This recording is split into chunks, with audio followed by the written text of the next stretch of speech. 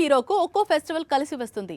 ఈ విషయాన్ని చాలా సార్లు చెప్పుకున్నాం. కానీ సల్మాన్ ఖాన్కు ఈద్ కలిసి వస్తోంది. ఈ ఏడాది కూడా తన కొత్త చిత్రాన్ని ఈద్కు రిలీజ్ చేశాడు. Next year same sentiment repeat చేస్తానంటున్నాడు.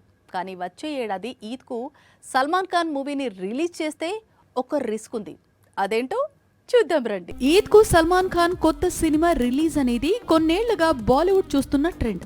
అందుకే ఈద్ కు సల్మాన్ కు పోటీగా మరో చిత్రాన్ని విడుదల చేసే సాహసం చేయరు హిందీ హీరోలు. 2009 పోకిరి హిందీ రీమేక్ వాంటెడ్ తో మొదలైంది సల్మాన్ ఖాన్ ఈద్ సెంటిమెంట్. ఆ తర్వాత Dabangg, Bodyguard, Ek Tha Tiger, Kick, Bajrangi Bhaijaan, Sultan, Bharat, Kisi Ka Bhai Kisi Ka Jaan, Sikandar వరకు కొనసాగింది.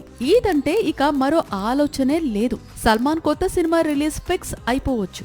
అందుకే నెక్స్ట్ ఇయర్ కూడా తాను నటిస్తున్న బ్యాటిల్ ఆఫ్ గాల్వాన్ మూవీని ఈద్ కానుకగా మార్చి 3వ వారంలో రిలీజ్ కు రెడీ చేస్తున్నాడట భాయిజాన్.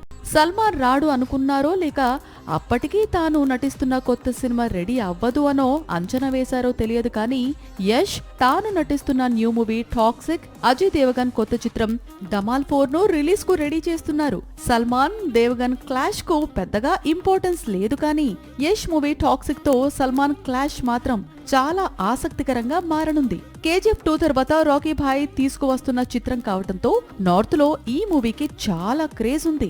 సాక్షి టీవీ ప్రసారాలను నిలిపివేయడం చట్టరీత్యా నేరం.